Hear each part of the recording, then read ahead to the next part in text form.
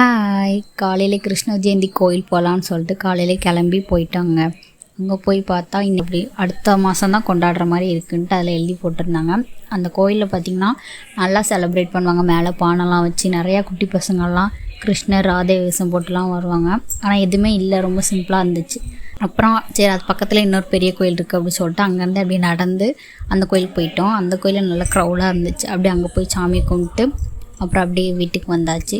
காலையில் கோயில் போயிட்டு ஈவினிங் வீட்டில் கும்பிட்ற ஐடியாவில் வீட்டுக்கு வந்துட்டு எங்கள் வீட்டில் பார்த்திங்கன்னா பூஜை ஃபுல்லாகவே எங்கள் அம்மா ஃபுல் சாமியும் அடுக்கி வச்சுருப்பாங்க. இடம் இல்லாமல் நிறையா இந்த மாதிரி பாக்ஸில் போட்டு மேலே வச்சுருப்பாங்க. இந்த மாதிரி ஏதாவது ஃபெஸ்டிவல் வரும்போது மட்டும் அதை எடுத்து கும்பிட்ற மாதிரி இருக்கும். அங்கே பிரசாதம் பண்ணிக்கிட்டு இருந்தாங்க.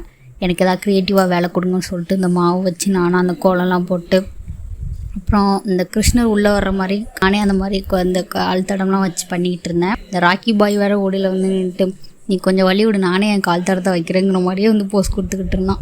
அப்புறம் அதெல்லாம் முடிச்சுட்டு நான் இதை பண்ணி முடிக்கிறது கேப்பில் அம்மா பிரசாதம் பண்ணிட்டாங்க. பாதி வீட்டில் பண்ணிவிட்டு பாதியை வெளியில் வாங்கிட்டு அப்படியே சாமி கும்பிட்டு முடிச்சுட்டு பிரசாதம் சாப்பிட்டாச்சு.